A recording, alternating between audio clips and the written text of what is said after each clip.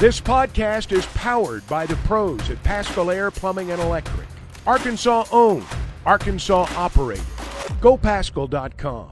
So before we interview now, I want him to be able to listen to this. We're going to play Jim Harbaugh's thoughts when asked about this yesterday and the current allegations in NCAA investigation going on with his former program. Never lie, never cheat, never steal.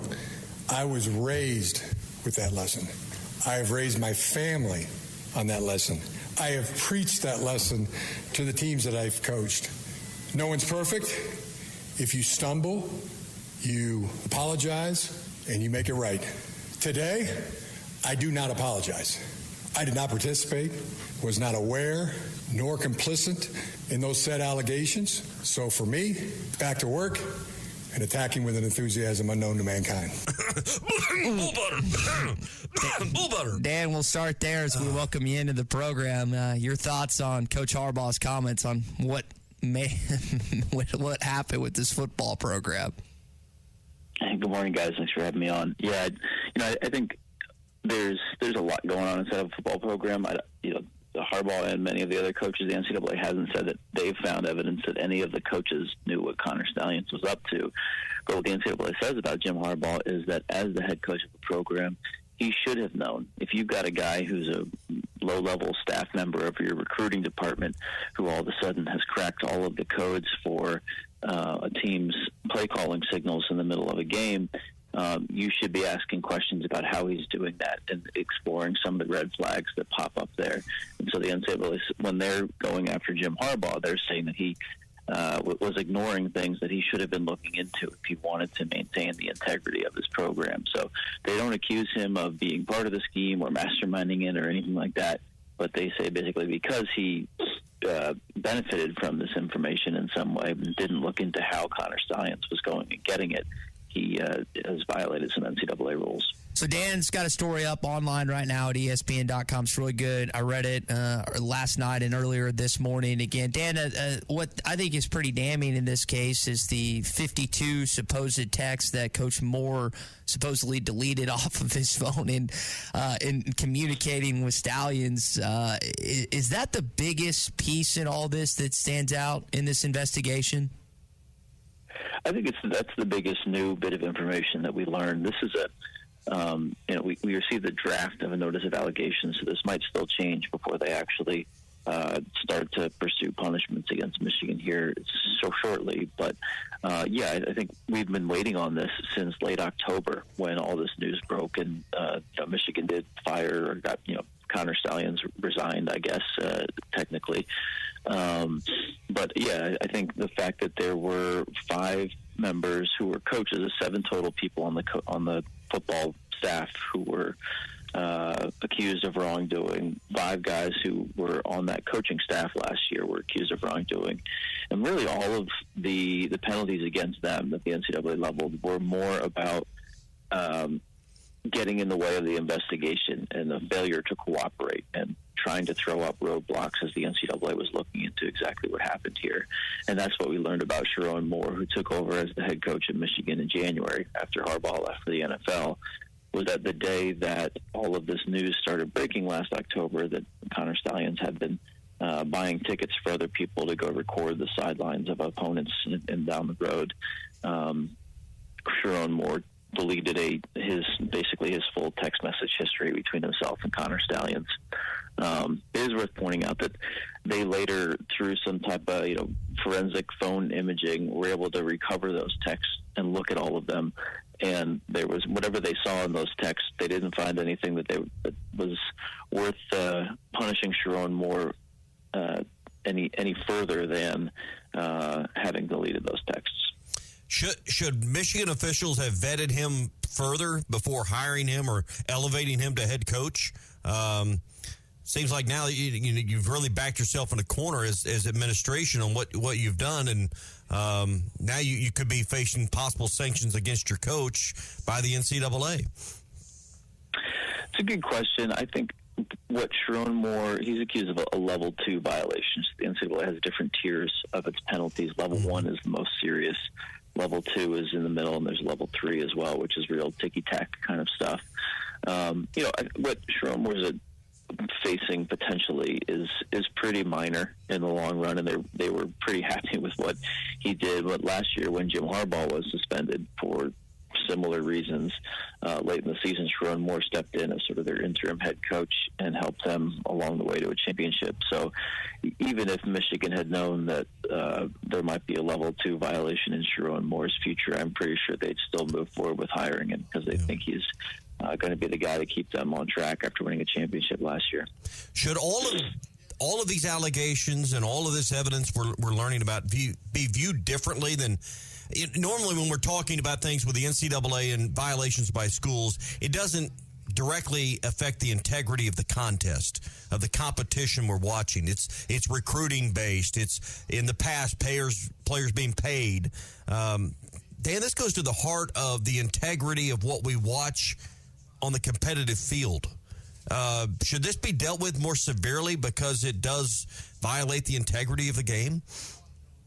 I mean, it's definitely different in the fact that then you're right that most of what we hear when people are getting in trouble from the NCAA, it's some type of recruiting violation. And in fact, in this set of allegations, there were several other recruiting violations and smaller things that other assistant coaches have been accused of doing over the past few years that they shouldn't have in terms of attracting players. But yeah, it's rare that we see somebody who gets punished, or at least is in the process of being punished right now by the NCAA for having done something on the field that impacts the game.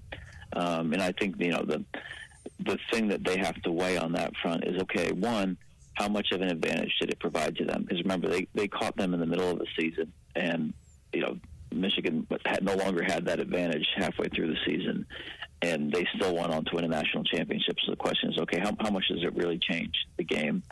And two, that Harbaugh served a 3-game suspension at the end of last season. They have doled out a little. Michigan has received a little bit of a punishment so far.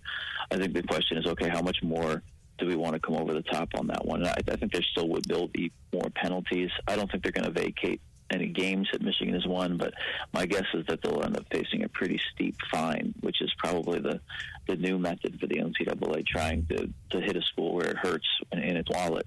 And I'm guessing that's the direction this one's headed. Well, if nothing else, I think we can directly tie the use of in-helmet communication now in college football directly to this. So if nothing else came of this, the fact that we've evolved where we're no longer using cutout cardboard signs of some Disney character, and all these guys giving fake signs on the sidelines and holding up tarps so they can't see it from up above, all that goes away, and we evolve the sport as a result of this, starting this year.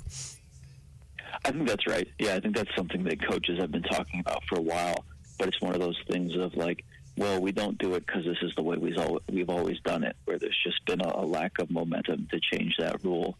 And this was probably, even if other people will tell you they were already planning to do it anyway, I wouldn't buy that. I think this was probably the thing that tipped them in the direction and said, okay, let's just get this done and treat this. We've got plenty of money to put a microphone and a speaker inside somebody's helmet. Let's get this done and change this and update ourselves a little bit. We're talking with Dan Murphy, ESPN.com writer here on the Morning Rush. Dan, I want to step outside the Michigan stuff and ask you about some college football. Coaches poll is out. Georgia 1, Ohio State 2, Oregon 3, Texas 4, Bama 5. Plenty of other SEC teams involved.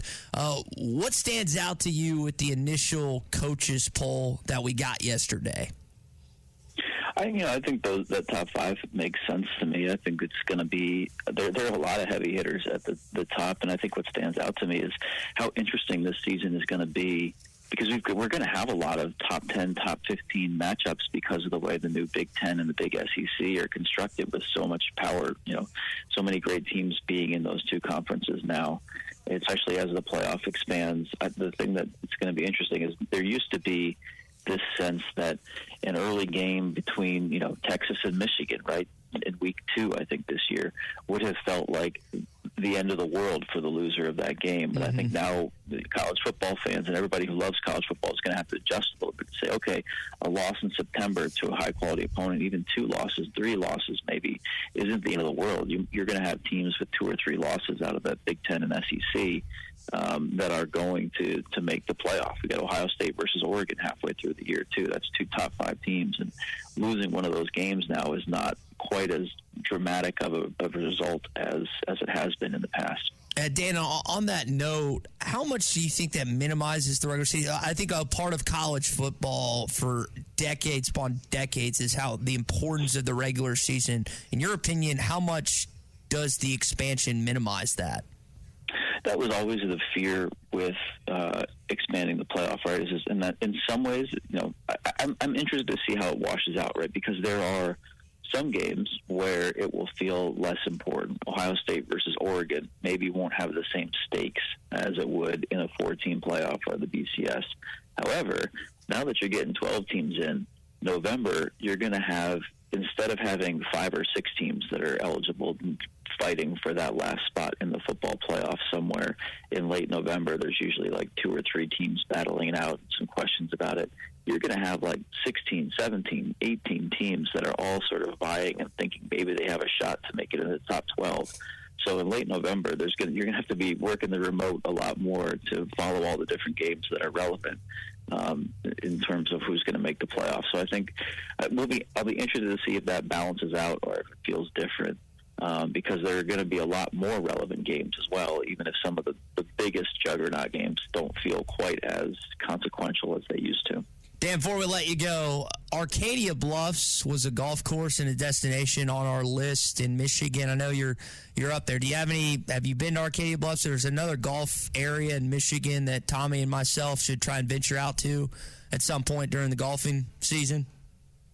Arcadia Bluffs is gorgeous. I am not a golfer, so I'm wherever I can get a few beers and 4 hours of free time. This might be an idea of a beautiful golf course, but everywhere up north in Michigan is a hidden gem. Don't tell too many people about it, but the Traverse City area in northern Michigan, right along Lake Michigan, is crystal clear blue waters and huge dunes and beautiful golf courses up there. Don't come up in any time before May or June, I think, or else you're likely to hit some snow. But once it gets nice up here, it's a gorgeous part of the country. BetOnline is your #1 source for all your betting needs. Get the latest odds, lines, and matchup reports for baseball, boxing, golf, and more. BetOnline continues to be the fastest and easiest way to place your wagers, including live betting and your favorite casino and card games available to play right from your phone. Head to the website or use your mobile device to sign up today and get in on the action. Remember to use our promo code BELIEVE, that's BLEAV, for your 50% welcome bonus on your first deposit. Bet online, where the game starts.